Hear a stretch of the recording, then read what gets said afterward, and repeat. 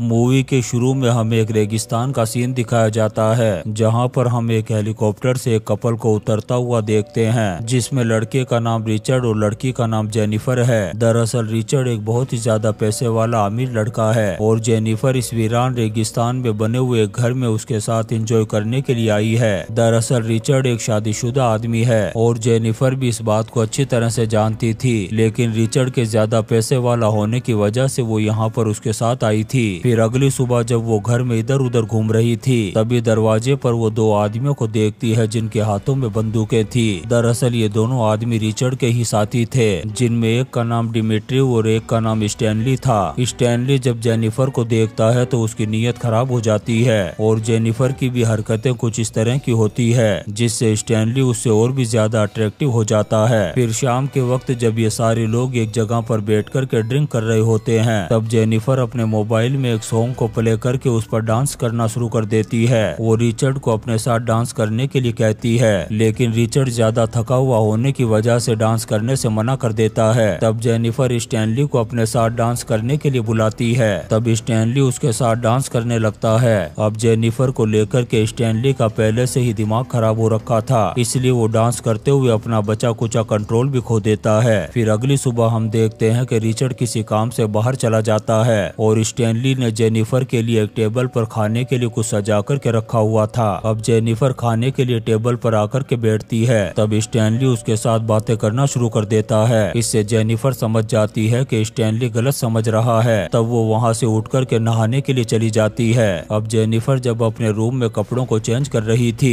तब स्टैनली भी छुप कर के उसे देख रहा था। इस चीज को जेनिफर भी देख लेती है, लेकिन वो उस वक्त उसे कुछ भी नहीं बोलती। फिर स्टैनली उसके रूम में आकर के बैठ जाता है और उससे बातें करने लगता है। यहाँ पर स्टैनली जेनिफर से पूछता है कि तुम्हें किस टाइप के लोग पसंद हैं। तब जेनिफर कहती है कि मुझे टॉल टाइप के लोग पसंद हैं, लेकिन तुम वैसे बिल्कुल भी नहीं हो। अब स्टैनली उसके साथ गंदी गंदी बातें करने लगता है। तब जेनिफर जैसे ही उठ कर के वहाँ से जाने लगती है, तब स्टैनली उसे पकड़ कर के उसके साथ जबरदस्ती करने लगता है। तभी उसी टाइम यहाँ पर दिमित्री आ जाता है, जिसे देख कर के स्टैनली कहता है कि तुझे दिखाई नहीं दे रहा, मैं अभी बिजी हूँ, इसलिए चुपचाप यहाँ से चला जा। तब डिमिट्री भी यहाँ से चला जाता है। उधर अंदर स्टैनली जबरदस्ती जेनिफर का रेप करने लगता है। इधर दूसरे रूम में दिमित्री उसके चिल्लाने और चीखने की आवाजों को सुन रहा था। तब वो अपने टीवी को ऑन करके उसके वॉल्यूम को बढ़ा देता है। फिर थोड़ी देर बाद जब रिचर्ड यहाँ पर पहुँचता है, तब स्टैनली उसे बताता है कि जेनिफर को कुछ प्रॉब्लम हो गई है और उसने जो जेनिफर के साथ किया था वो भी रिचर्ड को बता देता है। अब रिचर्ड जब रूम के अंदर जाकर के जेनिफर को देखता है तो वो बहुत ज्यादा सदमे में एक जगह पर लेटी हुई थी। रिचर्ड को देखते ही जेनिफर उसे कहती है कि फौरन एक हेलीकॉप्टर को बुलाओ, मैं अब यहाँ पर बिल्कुल भी नहीं रहना चाहती।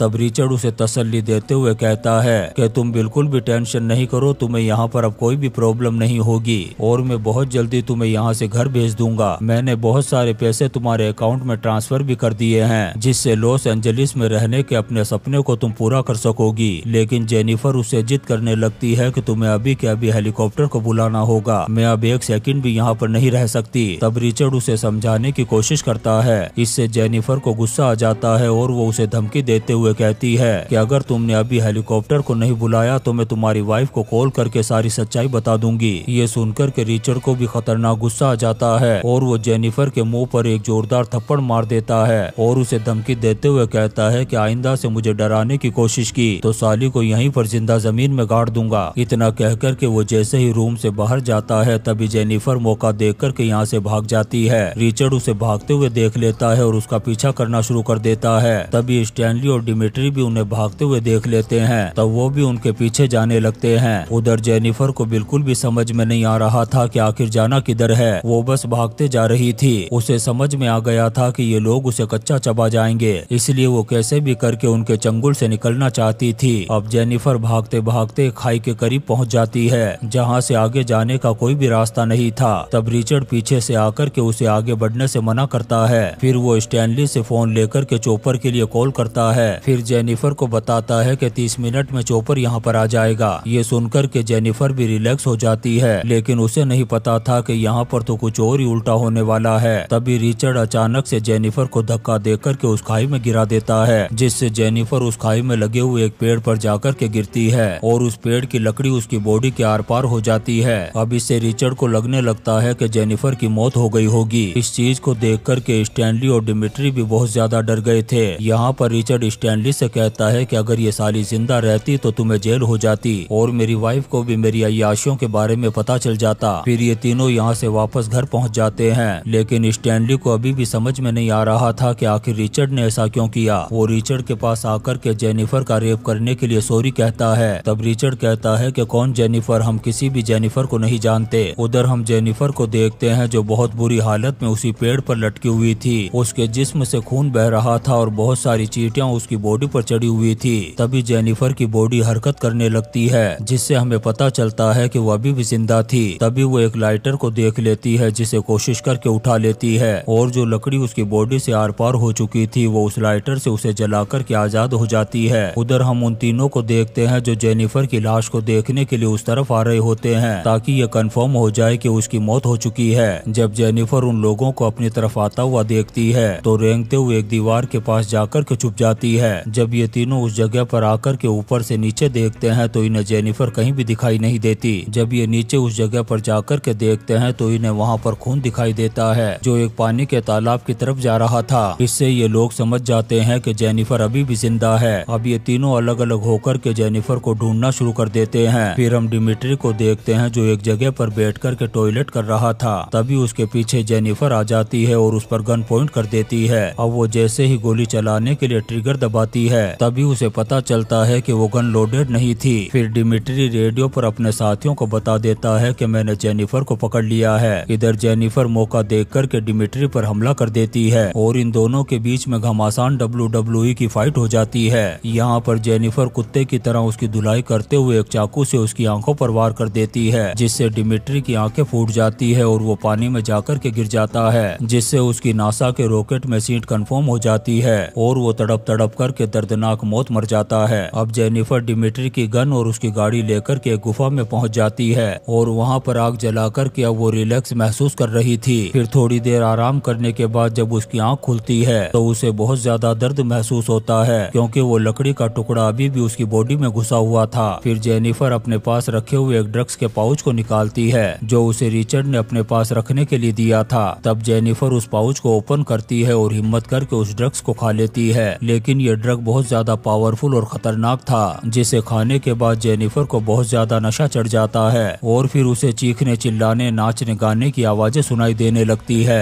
अब वो इसी नशे की हालत पे अपने पास रखे हुए उस चाकू को गर्म करती है और हिम्मत करके उस लकड़ी के टुकड़े को अपनी बॉडी से बाहर निकाल देती है। लकड़ी के निकलते ही उस जगह से खून बहना शुरू हो जाता है। तब वो पास में पड़े हुए एक कैन के टुकड़े को गर्म करके अपने घाव पर रख देती है। दरअसल ड्रग्स के नशे की वजह से उसे बिल्कुल भी दर्द महसूस नहीं हो रहा था। उधर सुबह होने पर हम रिचर्ड और स्टैनली को देखते हैं, जिन्हें अभी तक इस बात का पता नहीं चला था कि जेनिफर ने डिमिट्री की माँ बहन एक करके उसे दूसरी दुनिया में पहुंचा दिया है। फिर हम स्टैनली को देखते हैं जो उसी तालाब के पास बैठकर के हाथ मुंह धो रहा था। तभी उसे डिमिट्री की डेड बॉडी दिखाई देती है जो सारी रात पानी में रहने की वजह से फूल चुकी थी और दिखने में बहुत ही ज्यादा भयानक और डरावनी लग रही थी। इससे वो समझ जाता है कि जेनिफर ने ही इसका काम तमाम किया है। फिर रिचर्ड स्टैनली से कहता है कि तुम भी उस साली को अलग जाकर के ढूंढो और जैसे ही वो नजर आए साली की वहीं पर माँ बहन एक कर देना। अब ये दोनों फिर से अलग अलग होकर के जेनिफर को ढूंढना शुरू कर देते हैं। तभी हम जेनिफर को देखते हैं जो दूरबीन से देखती है कि एक कार उसकी ही तरफ आ रही थी। दरअसल इस गाड़ी को स्टैनली चला रहा था।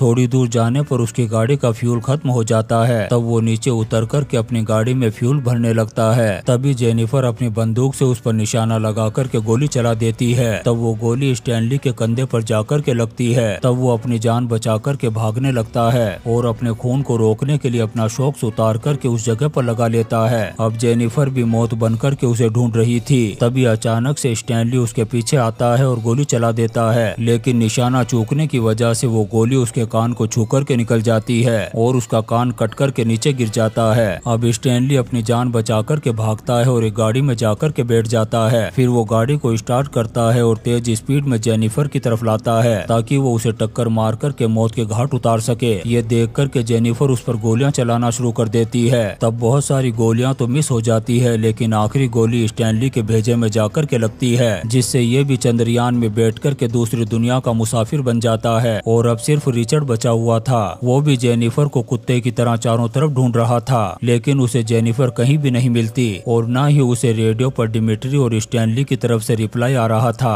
तब वो परेशान होकर के वापस घर में जाकर के बैठ जाता है। वो वहाँ बैठ कर के थोड़ी देर आराम करता है, फिर एक हेलीकॉप्टर के लिए कॉल करता है और उसे अर्जेंट में यहाँ आने के लिए कहता है। इसके बाद वो बाथरूम में जाकर के नहाने लगता है। तभी उसे बाहर से कुछ आवाजें सुनाई देती है, जिसे सुनकर के उसकी जबरदस्त फटने लग जाती है। उसे लगने लगता है कि जेनिफर मौत बनकर के आ चुकी है। फिर वो अपनी गन उठाता है और आगे बढ़ने लगता है। तभी उसे शीशे के दूसरी साइड में जेनिफर दिखाई देती है, जो उसी पर निशाना लगाए हुए खड़ी थी। वो फौरन गोली चला देती है, जो रिचर्ड के पेट पर जाकर के लगती है। अब रिचर्ड जख्मी हालत में एक दूसरे रूम की तरफ भागता है और अंदर जाकर अपने घाव पर प्लास्टिक लपेट लेता है ताकि खून न बह सके। अब ये दोनों एक दूसरे को मारने के लिए आगे बढ़ते हैं। तब इनके बीच में खतरनाक फाइट हो जाती है और फिर जेनिफर मौका देख कर के अपनी गन से उस पर गोली चला देती है, जिससे रिचर्ड भी दर्दनाक और कुत्ते की मौत मारा जाता है। और इस तरीके से जेनिफर ने इन लोगों को मार कर के अपना बदला ले लिया था। फिर थोड़ी देर बाद यहाँ पर चॉपर की आवाज सुनाई देती है और इसी सीन के साथ ये शानदार मूवी रेवेंज खत्म हो जाती है। दोस्तों, हम आपके लिए ऐसी ही इंटरेस्टिंग मूवीज एक्सप्लेन करते रहेंगे, तो आप चैनल को सब्सक्राइब जरूर करें और लाइक और कमेंट्स भी करें। Thank you.